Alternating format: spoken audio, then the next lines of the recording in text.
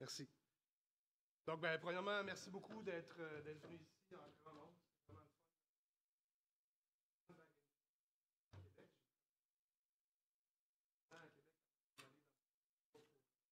Je suis super content d'être ici. C'est un événement que moi, on a discuté un petit bout de temps, puis quand j'ai approché. En arrière, vous m'entendez pas? Non, tout activé le micro. OK. Je vais retourner là tantôt. Est-ce qu'on m'entend mieux en arrière, là? Oui. OK, excellent. Ça fait que quand on a parlé de ça, moi et Patrick, c'était un peu pour voir qu'est-ce qu'on peut faire comme Steve a dit, le pont entre le côté gestionnaire au niveau des gens, des directeurs, au niveau des cadres, puis le côté technique. Puis nous, on croit que c'est quand même très important. Puis un peu ma discussion que je vais avoir ce matin, c'est autour de ça. Je vais vous parler un peu de ce qui s'en vient puis ce qu'on a vu dans les derniers mois. Mais c'était le côté principal, pourquoi qu'on tenait à être ici, c'est un peu aussi pour vous montrer la présence qui est importante au niveau des programmes de sécurité, le côté people and process, autre que juste la technologie.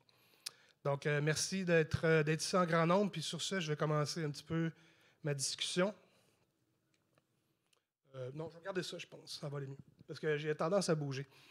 Fait que c'est ça. Moi, je viens de Québec. J'ai grandi pas loin du ministère du Revenu.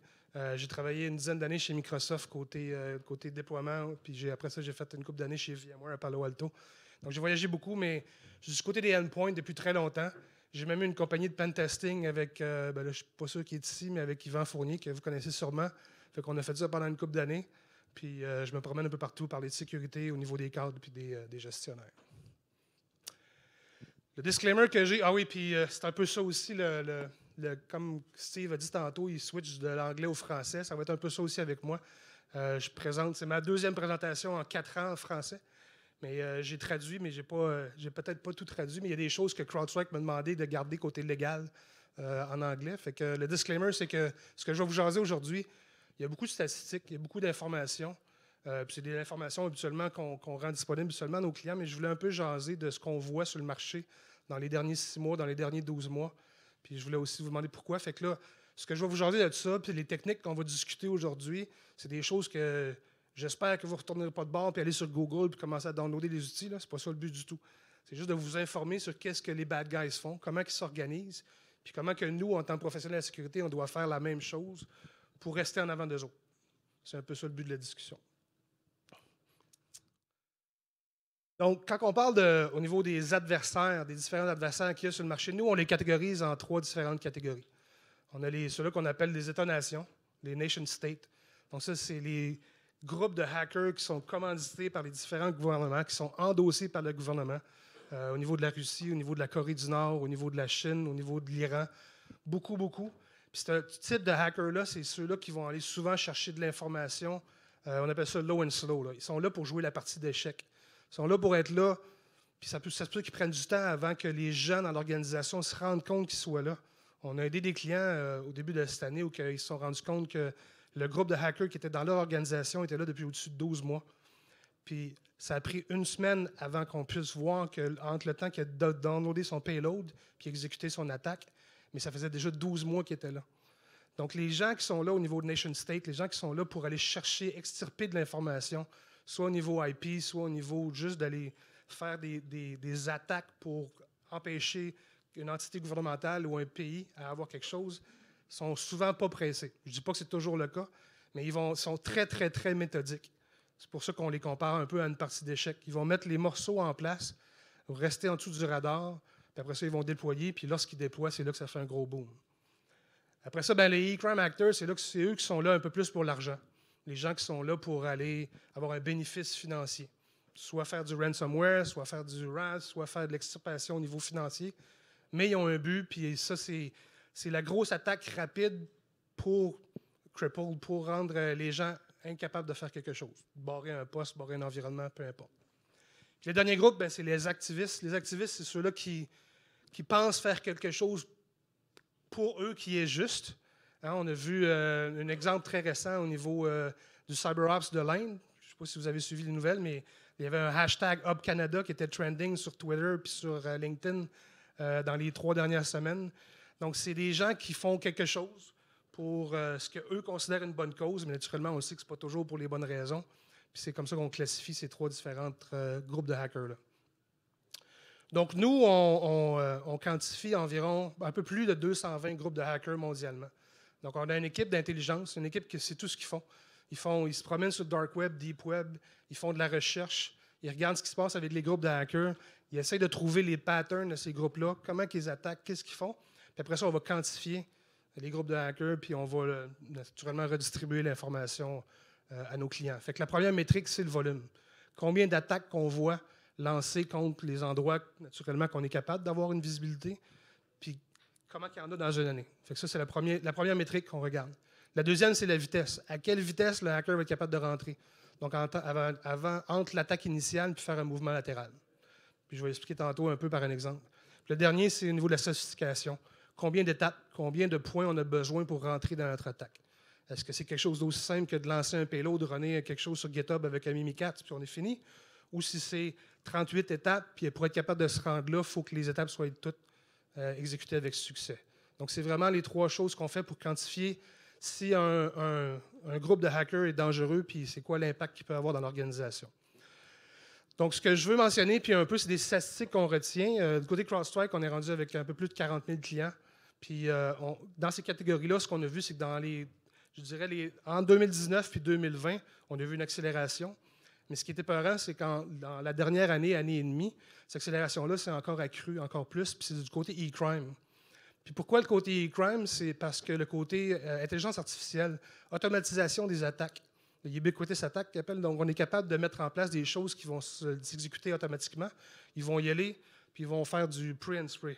Fait que là, ils vont envoyer des attaques à toutes les adresses IP qui sont capables d'aller toucher, puis ils vont réussir à avoir un taux de réussite qui va être des fois même jusqu'à 2 à 3 %. Ça n'a pas l'air gros, mais si on fait une attaque sur 15 000 IP puis on réussit à avoir un 2 à 3 %, c'est quand même assez élevé. Donc, on voit vraiment une hausse de ce côté-là. Puis c'est des choses qui sont connues. On l'a vu dernièrement, comme j'ai dit, avec le CyberUp de l'Inde, mais encore plus récent au niveau des attaques. Au niveau des attaques qu'on a vues aux États-Unis, hein, des institutions de gambling aux États-Unis, je ne les nommerai pas, mais si vous lisez les journaux, vous les avez vus. Là. Fait que c'est des attaques qui avaient été automatisées avec du phishing de base. Avec nous, l'acteur qu'on target là-dessus, il s'appelle Scatter Spider. Puis je vais expliquer un peu comment il a réussi à se rendre là, puis pourquoi il a réussi à se rendre là. Donc, puis c'est une question que j'aurais pour vous, pour les gens dans la salle. T'sais, les gens se protègent, puis les gens mettent des programmes en place, puis vous utilisez des outils. Donc, pourquoi que les hackers continuent d'avoir du succès? Pourquoi que les hackers continuent à être capables de rentrer dans nos organisations? C'est quoi peut-être les 2 ou 3 choses de base qui font qu'ils sont encore capables de rentrer chez nous? Je m'adresse à vous. Que ça prend des braves, oui? Des mauvaises configurations. OK, oui. Les utilisateurs, oui, c'est ça. Le côté humain, hein? Oui. J'en ai entendu un autre dans le fond. Les humains? C'est ça. Puis c'est un peu, puis on peut être d'accord ou non, mais je veux dire, il y a beaucoup de choses que pré- et post-pandémie ont changé par rapport à ça.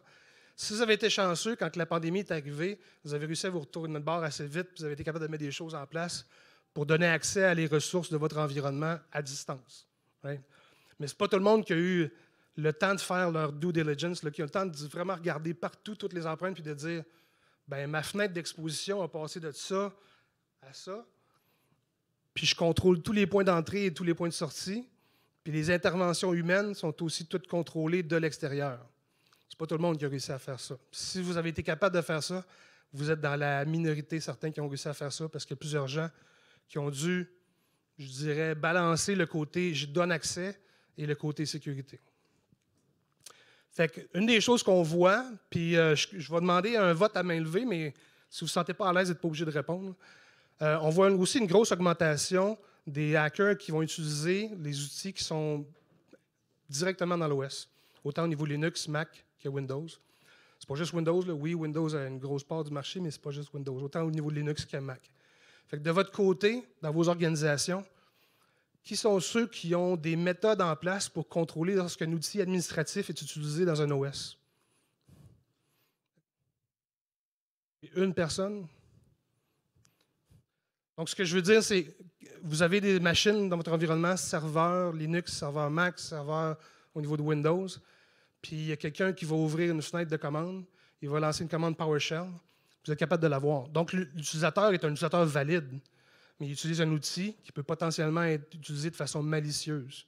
Est-ce que vous avez les méthodes ou les outils en place pour être capable de voir et de contrer l'exécution de ces outils-là?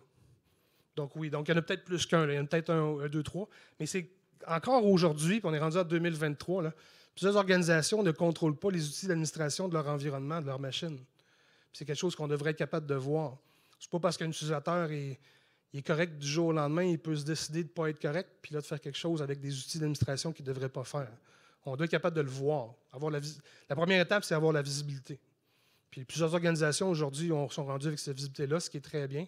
Mais il y en a encore beaucoup d'organisations qui n'ont pas les outils en place pour être capables d'avoir cette visibilité-là. Donc, naturellement, quand je parle des attaques, puis on parlait de la vitesse, c'est l'accélération de la vitesse de ces attaques-là. Si on remonte du temps que moi j'ai commencé, on parlait du jour. Et après ça, au niveau au début des années 2000, on parlait plus d'heures. Donc, on est capable d'avoir l'automatisation du côté des attaques. Puis quand on s'est rendu à commencer à sortir des toolkits, puis c'est un peu ça qui est dangereux. Si vous n'avez pas, moi j'écoute beaucoup de TED Talk, puis si vous avez du temps, là, allez voir le AI Scripting Kiddies. Il y a des outils qui sont sortis au niveau de la génération d'attaques avec de l'intelligence artificielle disponible au grand public, puis il n'y a aucune restriction de ce côté-là. Puis ces outils-là vont réussir une fois de temps en temps. C'est loin d'être 100%, là.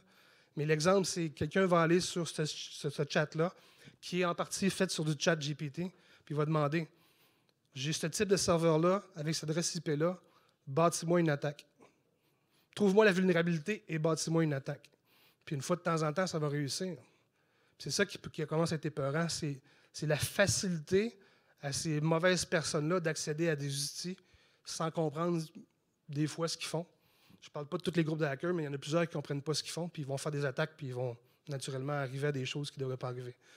C'est un peu ça qu'on veut remarquer. Les attaques modernes, il y a plusieurs façons de rendre les outils disponibles, puis il faut être capable de voir ces outils-là. Encore là, je reviens au fait qu'on veut avoir de la visibilité sur l'utilisation de ces outils-là, autant à l'interne qu'à l'externe. Puis le dernier point, c'est d'autres attaques qu'on a vues, entre autres, on l'a vu avec Colonial Pipeline l'année passée, le côté supply chain, donc tout le côté chaîne d'approvisionnement. Donc, lorsque la personne ou l'organisation qui est là, les bonnes choses en place, sont super contents, ça va bien, ils ont un bon programme de sécurité, mais est-ce qu'ils ont fait la recherche ou est-ce qu'ils ont fait l'attestation que tous les fournisseurs de services qu'ils ont le même niveau de sécurité ou le même programme de sécurité qu'eux ont? Parce que Colonial Pipeline, ça a été ça, c'était des fournisseurs de services qui n'avaient pas de sécurité ou une très faible sécurité qui est rentrée, puis c'est par la porte d'en arrière qu'ils sont rentrés sur des systèmes qui ne se mettaient plus à jour. Donc, quand on parle de la nécessité d'être rapide, ce qui est dangereux, c'est. Puis les chiffres qui sont là, c'est juste des chiffres, comme exemple, pour se mettre une image en tête. Mais quand on parle du temps d'évasion, j'ai un hacker qui rentre sur un poste, puis il fait du dommage sur ce poste-là, puis c'est fini. C'est plate, puis il a fait quelque chose, mais c'est juste un poste. Mais s'il réussit à faire le même type d'attaque, puis faire un mouvement latéral sur des milliers de postes, c'est là que ça devient épeurant, c'est là que ça devient dangereux. Donc, ce qu'on se dit, nous, on encourage, puis ce qu'on encourage les gens en sécurité à avoir, c'est dans votre programme de sécurité, est-ce que vous avez une façon de faire de l'investigation de manière très rapide? Peu importe le chiffre qu'on met. Là. La détection, c'est l'outil qui le fait. Quand on parle de détection, ça va être l'outil en secondes, en millisecondes même, ou quand c'est un processus malicieux, c'est sur le champ quand le processus est exécuté. Mais est-ce que vous avez les processus et les individus en place pour dire « je suis capable de faire une investigation », donc de classifier l'alerte, de prendre action sur l'alerte, puis faire une rémédiation en dedans d'un certain nombre de temps. T'sais, nous, on parle d'une heure ici, là, mais peu importe le temps. C'est ça qui est important. On veut être capable de se virer de bord très rapidement. Puis je vais vous expliquer pourquoi on parle de minutes et non pas de jours. On a une équipe chez CrowdStrike qui s'appelle l'équipe d'Overwatch. L'équipe d'Overwatch, c'est une équipe qui est un peu partout à travers le monde, mais spécifiquement, c'est des groupes qui vont faire du threat hunting dans l'environnement des clients. Donc, ils vont aller dans l'environnement client regarder pour des empreintes d'étapes, des hackers que nous, on suit, des hackers qu'on connaît, puis de dire, cet outil-là ou cette étape-là en tant que telle, tout seul, c'est rien. Cet outil-là en tant que tel, tout seul, c'est rien. Cette étape-là, tout seul, c'est rien. Mais si tu mets ces étapes-là, une derrière l'autre, c'est les étapes pour partir un ransomware dans un environnement. Puis on le voit parce qu'on connaît le footprint. Fait que le côté humain, là, il ne s'en va pas. Puis c'est aussi que c'est important de comprendre ça. On a besoin de cette expertise-là. Puis vous avez besoin des gens chez vous qui sont capables d'avoir cette expertise-là ou travailler avec des compagnies de sécurité qui sont capables d'avoir cette expertise-là. Parce que ça fait drôle à dire, mais les groupes de hackers sont souvent très, très fainéants. Fait que quand ils voient une méthode qui fonctionne, ils vont utiliser la même méthode. Scatter Spider, l'outil au niveau de Logbit, c'est sorti en 2019. Là. Ça fait 4 ans. Oui, ils l'ont rafraîchi en juin 2021, mais c'est encore les mêmes outils. Fait que l'empreinte d'attaque, puis les étapes d'attaque sont encore les mêmes qu'ils l'étaient en 2019. C'est juste les exécutables qui ont changé. Donc, c'est important d'être capable de reconnaître ça. Puis c'est pour ça aussi que c'est important d'avoir des individus qui peuvent travailler puis qui reconnaissent. L'exemple qu'on utilise souvent, chez nous, c'est d'essayer de trouver une aiguille dans une botte d'aiguille. C'est une anomalie en tant que telle qui, tout seul, fait rien, mais qu'en séquence, avec plusieurs étapes, c'est le signe qu'il y a quelque chose qui s'en vient. Donc, on sort des statistiques, puis vous pouvez aller sur notre site web, c'est gratuit. Là, on sort ce qu'on appelle en anglais un Global Threat Report. À chaque année, on est sorti au mois d'août cette année, puis on recense avec tous les clients qu'on a le temps d'évasion, donc le breakout time des hackers qu'on a réussi à arrêter. Donc, c'est encore là pour montrer une tendance qui est en train d'augmenter. On avait un peu plus d'une heure et demie il y a 2 ans. On est en bas d'une heure et demie l'année passée, puis on est rendu à 79 minutes. Donc, les hackers sont capables de faire un mouvement latéral en dedans de 80 minutes, ce qui était quand même relativement rapide. Donc, si on n'a pas le programme de sécurité, les processus et les individus en place pour réagir en dedans de ce temps-là, c'est là qu'il faut se poser des questions. Est-ce qu'on est capable de bloquer l'individu? Oui, la majorité partie du temps. Mais quand on n'est pas capable de le bloquer, en dedans de combien de temps qu'on est capable de réagir et de prendre action? C'est ça la question qu'il faut vous posiez. Donc, au niveau des tendances actuelles, 3 choses que je veux discuter. Les tierces parties. Donc, on parle de logiciels tierces. Les infos au niveau des attaques, au niveau de l'info nuagique, puis naturellement du bypass au niveau de MFA, au niveau de la gestion d'identité. Donc, le premier, ça me fait rire un peu parce que quand Log4j est sorti, puis je vais vous poser la question, qui a eu besoin de dealer, d'avoir une réaction par rapport à Log4j? Bon, plusieurs personnes dans la salle, ce qui est normal. Right? Est-ce que vous aviez les outils ou une façon de savoir à chaque endroit dans votre organisation où se trouvait une composante ou une sous-composante de Log4j? J'ai au moins 2 oui. J'ai plusieurs peut-être. J'ai une couple de non. Fait que ça variait, hein? Ça variait. Puis ce qui était drôle, c'est pas drôle, excusez.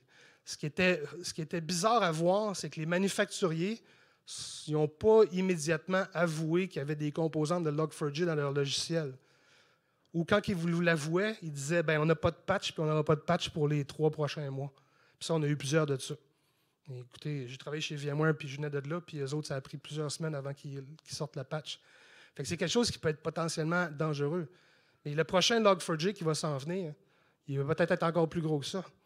Fait qu'être capable de faire un recensement de logiciels tierces dans votre environnement, c'est important. Puis ce n'est pas des outils de programme inventory, de niveau d'assessment de votre environnement qui vont vous aider. Pour aller voir une composante ou une sous-composante, il faut être capable d'aller au niveau des processus. Donc, est-ce que vous avez des outils qui vous permettent de faire ça? Si vous n'avez pas, pensez à regarder pour ça. C'est super important. Ubiquiti, pour ceux qui ont suivi un petit peu le cas, c'était quelqu'un de l'interne. C'est quelqu'un de l'interne qui a seedé dans le code des firewalls et des routers de Ubiquiti une composante malicieuse de Log4j.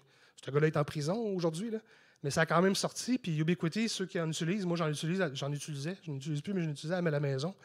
Les patchs qui étaient très faciles à downloader. Hein, tu allais dans le UI de l'admin, tu cliquais sur Update, tout se mettait à jour, tout était beau, c'était très facile. Fait que ce gars-là, il a réussi à mettre son code, c'était un employé de Ubiquiti, puis d'infecter plusieurs milliers de firewalls et de routers avant de se faire pogner.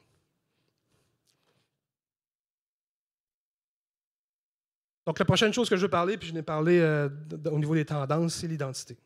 Fait que l'identité, lorsqu'on n'est pas capable de voir ce qui se passe avec nos identités, c'est là que les bad guys s'organisent. Ils s'organisent très, très bien. Je reviens à mon exemple au niveau des 2 institutions de gambling. C'est comme ça qu'ils sont rentrés. Ils sont rentrés avec un spear phishing, une attaque sur des gens qui travaillaient là, qui travaillaient pour ces entités-là. Et l'autre, la deuxième, une des deux.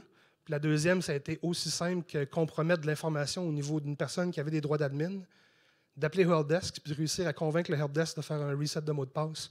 sans deuxième authentification et sans intervention humaine.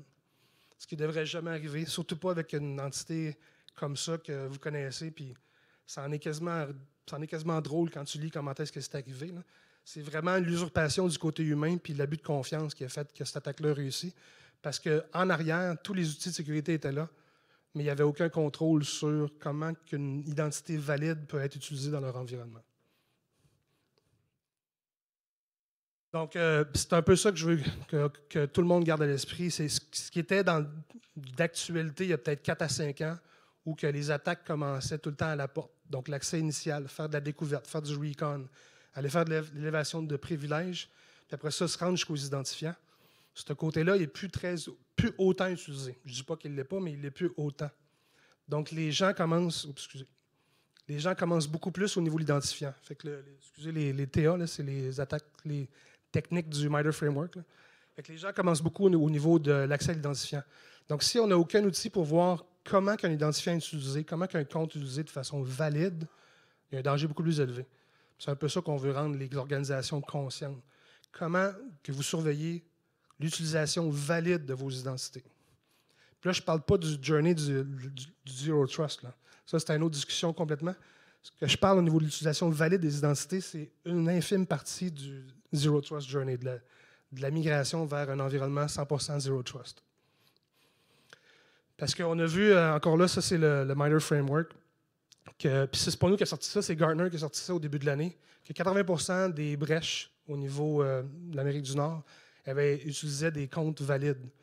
Donc, quand on parle de l'accès initial, c'était des comptes de domaine, c'était des comptes locaux. Au niveau de l'exécution, c'était des exécutions d'outils, comme j'ai mentionné tantôt, des outils administratifs qui sont inclus dans l'OS, qui ne sont pas monitory parce qu'encore là, c'est un compte légal. C'est un compte qui a le droit de lancer un PowerShell. C'est un compte qui a le droit de lancer un Unix Shell. Mais il faut être capable de le voir, ça, l'exécution de ça. On ne veut pas bloquer parce que mes administrateurs en ont besoin. Mais comment que vous gérez un peu l'utilisation légale de ces outils-là? Un autre des points importants, puis je suis sûr que la pandémie a accéléré ça, mais que vous vivez avec aujourd'hui, tout le monde vit avec aujourd'hui. C'est drôle parce que je remonte un peu dans mes années de VMware où que le côté VDI était très populaire, puis là, c'est la virtualisation sur place, où qu'on allait donner des postes temporaires aux consultants ou aux contracteurs, mais ce côté-là n'était plus suffisant. Lorsque la pandémie est arrivée, on a dû donner des accès externes. Puis les accès externes avec du VDI, souvent, c'était pas fameux parce que le côté bande passante n'était pas assez grand pour être capable d'afficher quelque chose qui avait de l'allure. C'est peut-être pas le cas pour tout le monde. Il y a peut-être du monde qui avait des bandes passantes à la maison qui étaient extraordinaires, mais pour plusieurs, ça a été des problèmes à gérer. Fait que c'est quelque chose qu'on voit beaucoup, nous aussi. Comment que les organisations peuvent réagir face à un poste non géré. Donc, encore là, un vieux poste, un poste qui ne se met plus à jour, un poste de consultant, une chaîne d'approvisionnement. Et lorsque ce poste-là va passer de l'utilisation normale de ses fonctions à peut-être utiliser un compte valide, est-ce que vous êtes capable de le détecter? Puis si vous êtes capable de le détecter, est-ce que vous êtes capable de le bloquer? Puis je ne vous propose pas une solution. Il y en a plusieurs solutions sur le marché pour ça, mais je vous dis juste, il faut penser à ça. Parce que les entités externes et les entités qui ont accès à vos environnements sans aucun contrôle, c'est quelque chose qui est de plus en plus une porte d'entrée pour les mauvaises personnes. On a vu l'année passée une augmentation de quasiment 300% au niveau de l'utilisation des jetons d'authentification. Donc, une personne utilisant du MFA, mettons un Duo ou un Okta ou même un Microsoft Azure au niveau de l'authentification, que lorsque la personne utilise un compte valide, bien, son deuxième facteur d'authentification est au même endroit. Donc, un poste qui est là, mon Duo est là-dessus. Ou sur mon cellulaire, j'ai autant mon compte que mon Duo. Donc, sur le même facteur, sur le même appareil physique.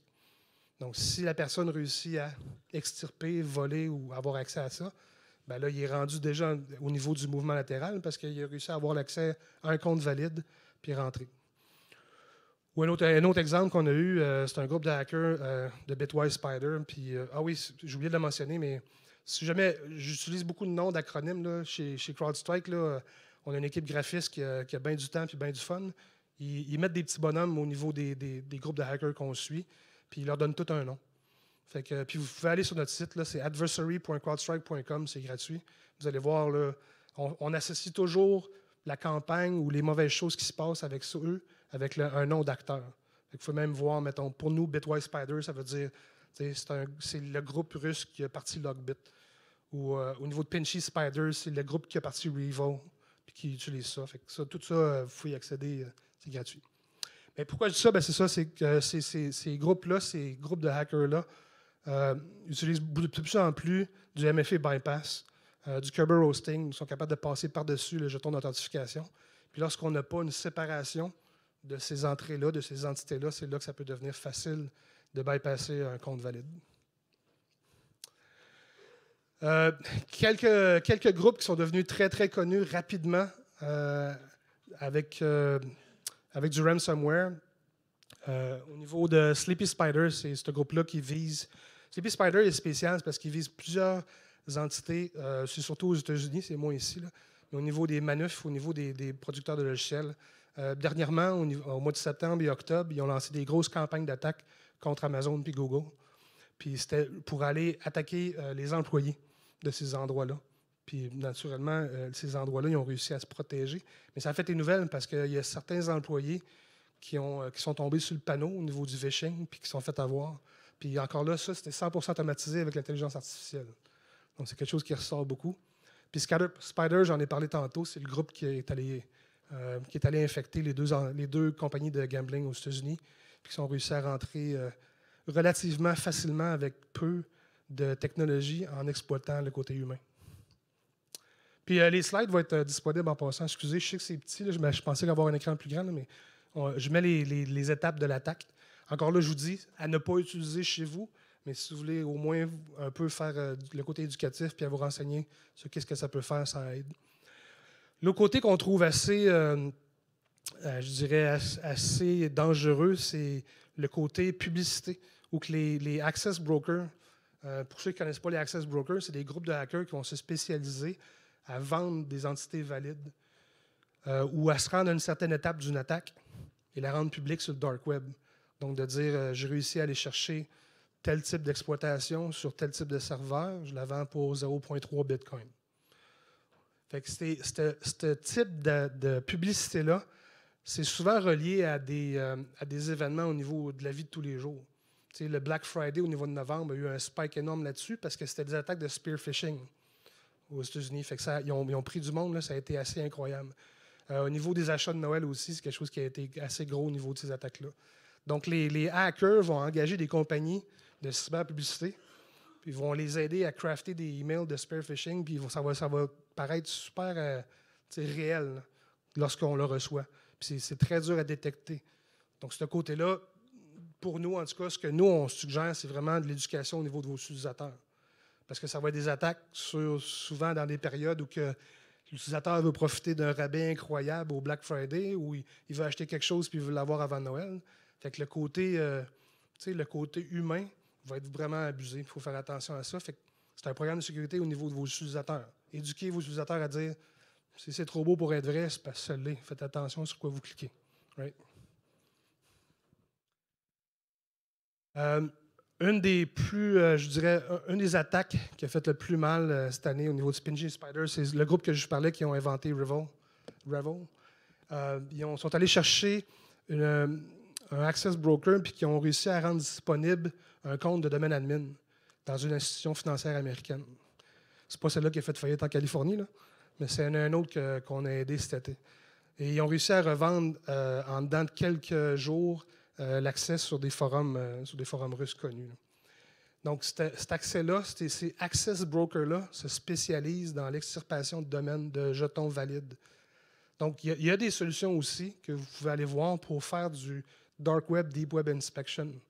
Fait que des fois, puis je ne dis pas que vous êtes rendu là, mais des fois, c'est bon de voir qu'est-ce qui se passe de l'autre bord. Le stock qui ne sort pas sur Google, comment on fait pour voir si potentiellement on peut être à risque? Est-ce que j'ai des entités? Est-ce que j'ai des noms d'utilisateurs? Est-ce que mes dirigeants ont peut-être leurs infos là-dessus? Est-ce que j'ai des domaines qui peuvent être compromis? Est-ce que j'ai des adresses IP qui peuvent sortir de ce côté-là? Donc, il y a des outils qui peuvent vous aider à faire ça. Naturellement, ce n'est pas quelque chose qu'on veut avoir un individu chez nous faire ça à temps plein, parce qu'il y a des bonnes chances qu'il vire du mauvais côté de la force, comme on dit. Là. Mais il y a des outils qui peuvent vous aider à aller voir pour trouver cette information-là.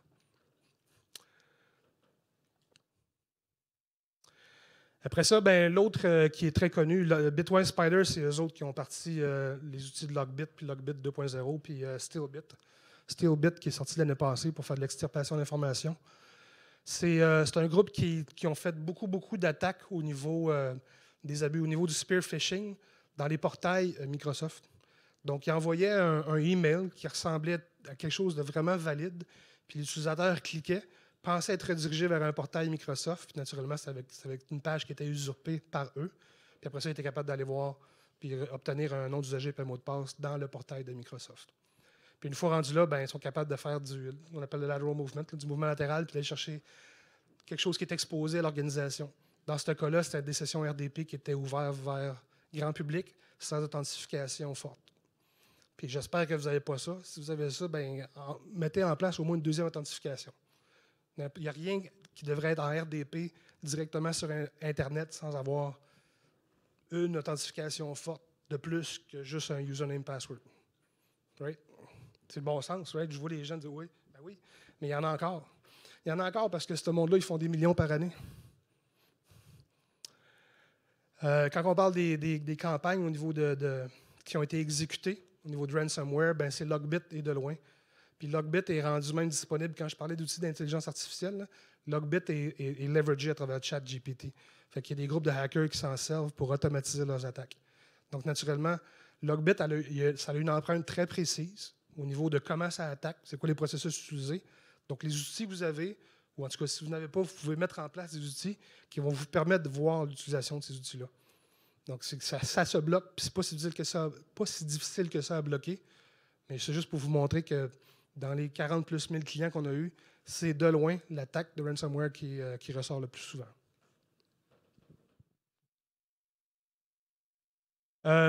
Puis, tu sais, quand je parle que les bad guys s'organisent beaucoup, c'est quelque chose qu'on voit encore plus parce qu'ils veulent recruter. Ils veulent faire grossir le bassin de population. Ils veulent recruter. Puis, il n'y a pas beaucoup de allegiance, il n'y a pas beaucoup de loyauté entre eux autres. Hein. Fait que quand ça ne marche pas, naturellement, ils vont flusher ce monde-là. Je ne sais pas si vous avez vu, mais il y avait dans un groupe qui s'appelait Wizard Spider, qui est un groupe de hackers russes. Ça allait bien. C'était un groupe qui avait beaucoup de profits puis faisait beaucoup d'argent. Puis au mois de juillet cette année, ou je pense que c'est peut-être juin ou juillet cette année en tout cas, ça a sorti aux nouvelles. Il y avait 3 différents groupes. Il y en avait un au Brésil, il y en avait un au UK, puis il y en avait un en Russie. Les 3 groupes travaillaient ensemble. Puis à un moment donné, il y a eu une bisbille interne. Mais du jour au lendemain, le groupe du UK ont été par hasard arrêtés. Fait qu'il n'y a pas vraiment de loyauté de ce côté-là. Mais quand on parle de partenariat, il y en a beaucoup. Ils vont donner des dollars, ils vont donner de l'argent aux groupes de hackers qui livrent la marchandise.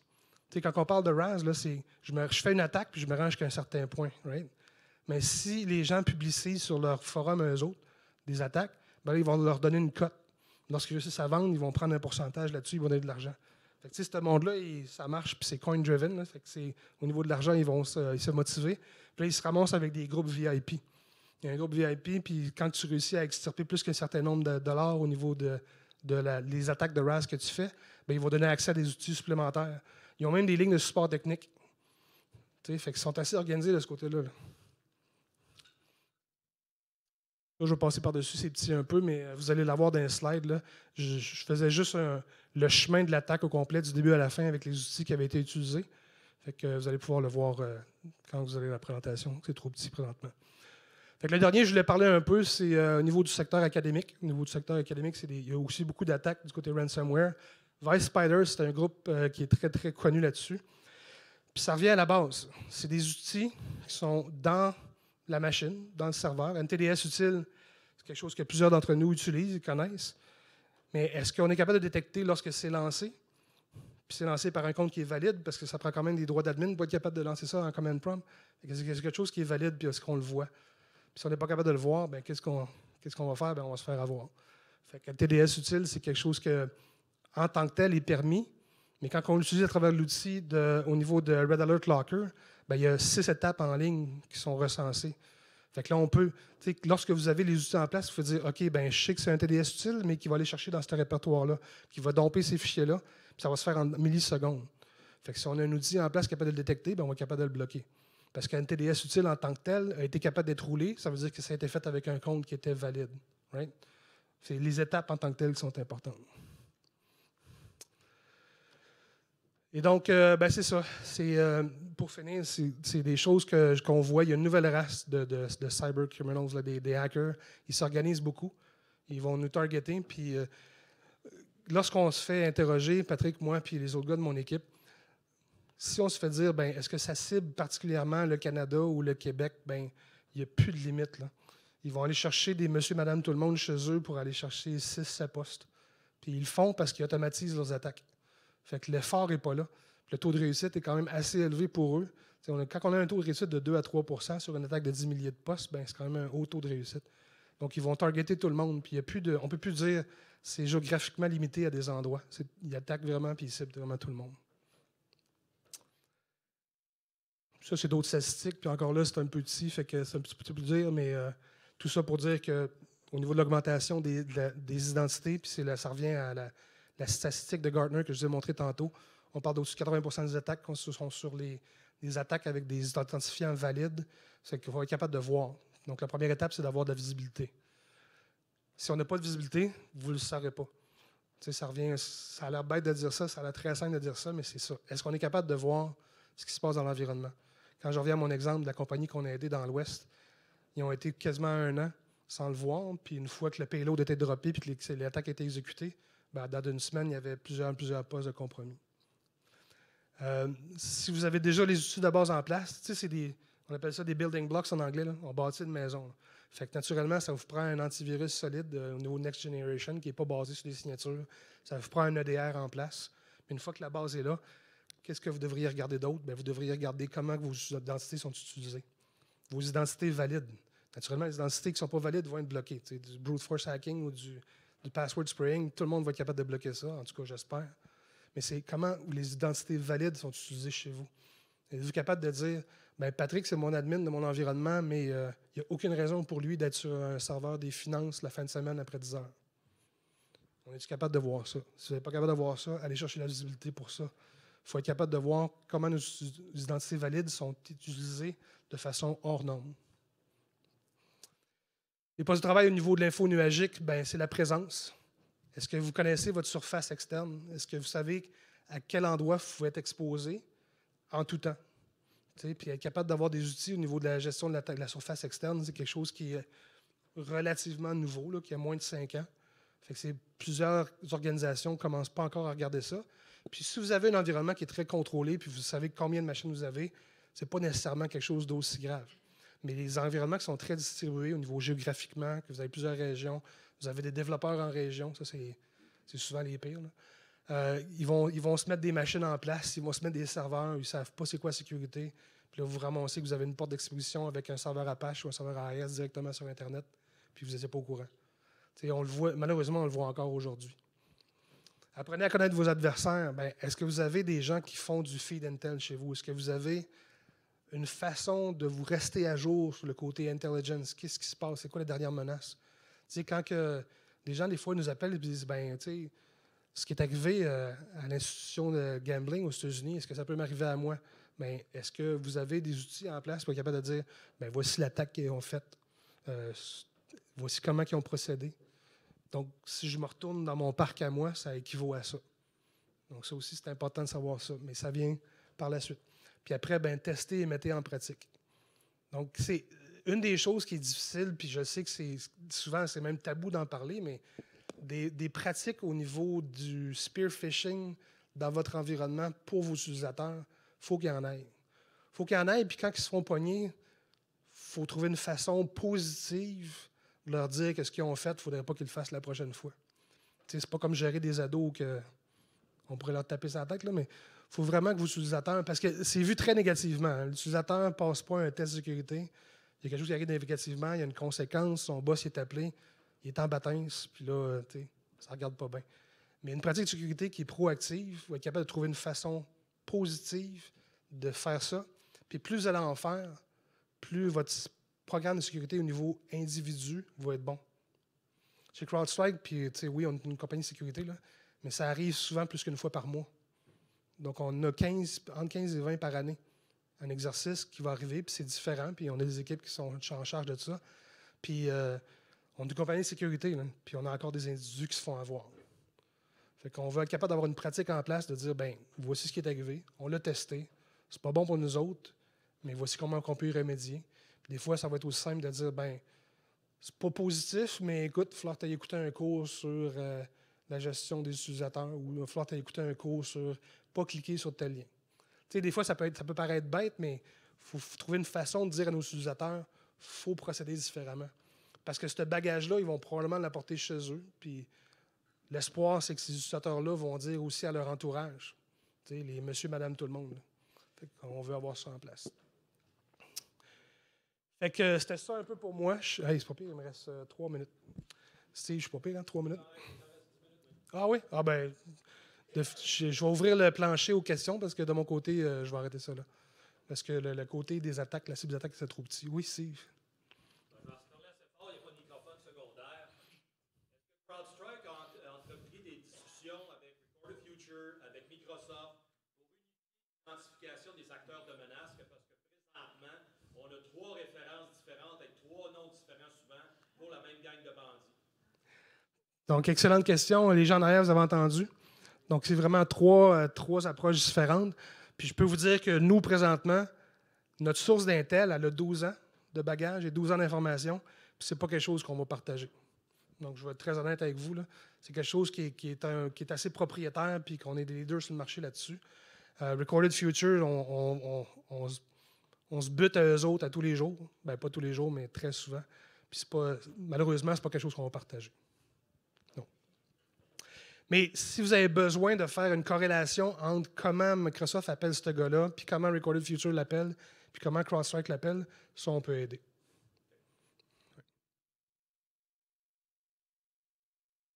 D'autres questions?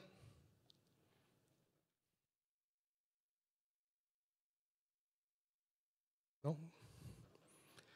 Oui?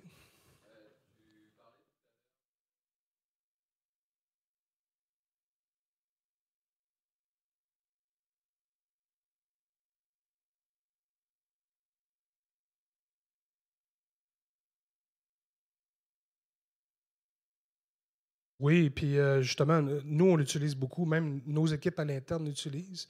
Donc, un temps de réponse, on a une équipe qui s'appelle Complete, qui, dans le fond, qui est une équipe de gestion de SOC virtuel, qui gère le SOC au complet pour un client.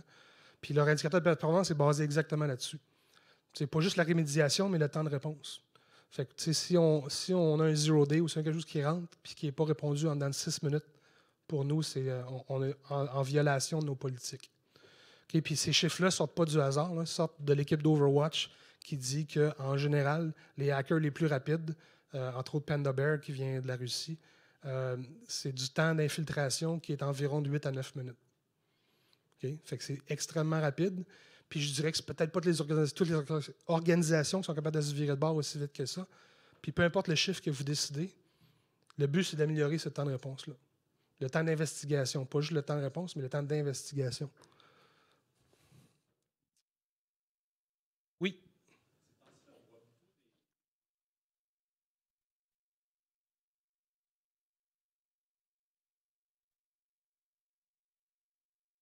Oui, beaucoup.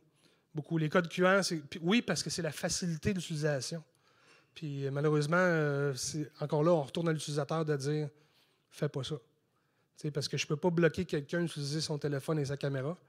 Fait que c'est ce qu'ils appellent ça le contactless. C'est le fait qu'ils sont capables d'aller chercher un utilisateur qui ne connaît pas nécessairement la technologie, puis juste utiliser sa caméra, ça, il connaît ça. Fait que oui, on a vu. C'est qui donc le. Je ne dirais pas le nom, là, mais. La compagnie de retail. Là. Fait que oui, on voit beaucoup ça. Oui. Puis malheureusement, des fois, les hackers vont s'aligner avec les campagnes de publicité de ces compagnies-là. Donc, ils vont aller faire du spear phishing, mais de dire, mettons, puis c'est pas le cas, là, je vais dire un nom au hasard, là, on va dire Kmart. Ben, Kmart fait une campagne de publicité sur des gros rabais et télévisions LG. Puis là, en même temps, ces groupes de hackers-là vont voir ces campagnes de publicité-là, puis ils vont utiliser ça pour dire, ben, tu sais, moi aussi j'en ai. Puis ces codes QR-là, ben, ils vont en envoyer beaucoup. Oui. Oui.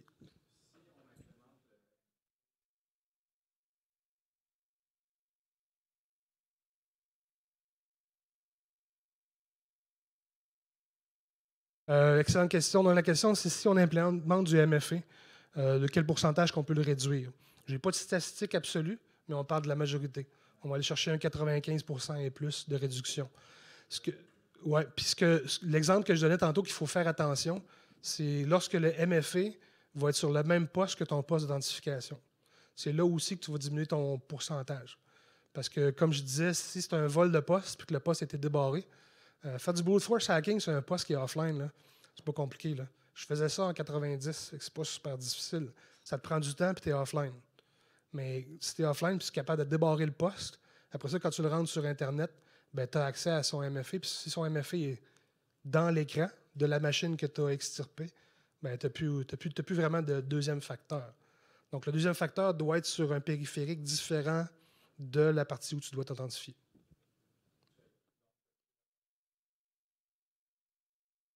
Oui, oui, oui. Soit une clé physique ou un logiciel qui va être sur son cellulaire. Puis son cellulaire, quand je parle de cellulaire, je ne parle pas de cellulaire qui n'a aucun contrôle. C'est que ça va être un cellulaire ou qui va, même si c'est un cellulaire de l'employé, devrait avoir un outil de sécurité sur le cellulaire aussi.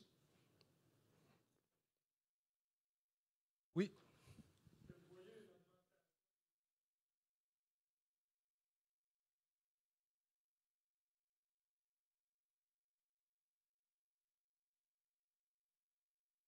Oui, non, excellente question.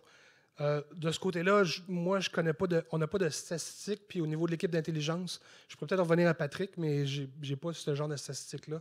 La question était si on voit une tendance où il y a plus d'attaques sur les serveurs de MFA. Right? Je n'ai pas la statistique. Je ne sais pas si Patrick, as-tu vu quelque chose là-dessus? Non. Mais je vais faire des recherches, puis je reviendrai à Patrick. Fait que si je ne sais pas s'il y a un endroit qu'on peut poster de l'info, mais Patrick, prends-la en note, puis c'est ton devoir de la journée. D'autres questions? Oui. It could be in English, yeah, no problem. Yep.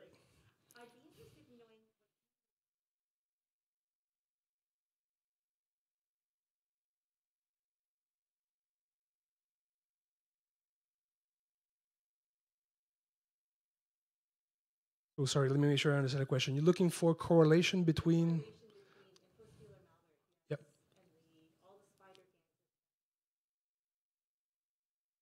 Yeah, so, donc la question, you mind if I answer in French? OK.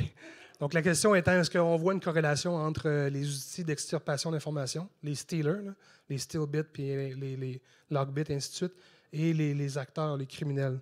Donc oui, nous, on voit beaucoup les deux acteurs que j'ai parlé, Pinchy Spider et Bitwise Spider, c'est les gens qui sont le plus prolifiques au niveau d'utilisation de ces types d'extirpation-là. Lorsqu'on parle de Stealbit, ils maintiennent des DLS, des Data Leakage Sites. Il y en a deux qui sont super connus, qui sont connus dans le dark web ou qui vont publiciser un ranking au niveau de l'extirpation d'informations. Puis les groupes de hackers vont se faire des top 10. Puis ils se poussent entre eux autres. Dire, hey, this week I was able to abuse, this amount of information and post it on this amount of DLS. So, il y a beaucoup d'extirpation d'informations et ils publicisent ça dans leur DLS, dans leur site on the dark side.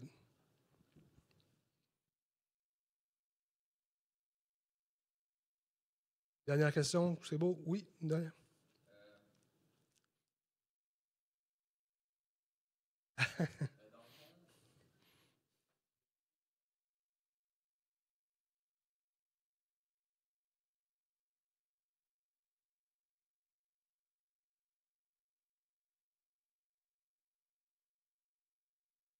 Oui.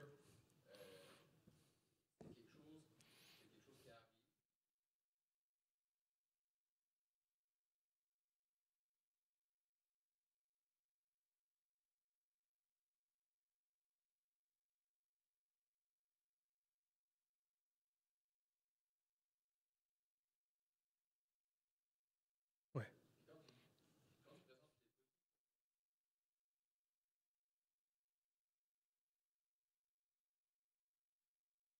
Oui.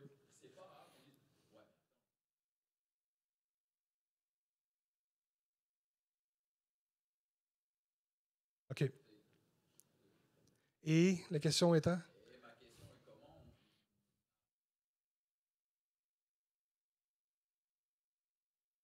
Oui. Écoutez, puis là, je ne veux pas faire de pitch de vente, mais vous avez besoin d'emmener un professionnel qui en voit tous les jours, puis qui va vous dire, regardez, j'ai la preuve. Regardez ce qui est arrivé à Suncor. Regardez ce qui est arrivé dans l'Ouest à une compagnie d'oil and gas. C'est canadien, là. Puis c'est un des plus gros. Puis c'était ces étapes-là qui fait qu'ils n'ont pas vu. Il y avait un très bon système de sécurité en place. Et individuellement, dans leur point solutions, ils étaient corrects. Mais ils ont manqué ce blueprint-là. Le blueprint de cet acteur-là qui était très connu, qui procédait toujours de la même façon, puis qu'ils n'ont pas vu les 8 à 9 étapes qui sont arrivées. Fait que, pas nécessairement nous, mais je veux dire, trouvez-vous un professionnel en sécurité qui en voit, un partenaire qui en fait à tous les jours, puis qui va vous donner des exemples. Pour dire, dans votre industrie, si on est au niveau de l'éducation, si on est au niveau du secteur public, si on est au niveau financier, voici les exemples qui sont arrivés dans les dernières semaines. Je n'ai pas besoin de remonter jusqu'en 2022. Là, il y en a tous les semaines. Puis, on peut vous aider à articuler pourquoi cet exemple-là va causer un risque chez vous, puis c'est quoi la probabilité que ça peut arriver. C'est là qu'on peut aider, je pense. Ouais. Merci beaucoup. Merci pour votre temps. On est ici toute la journée.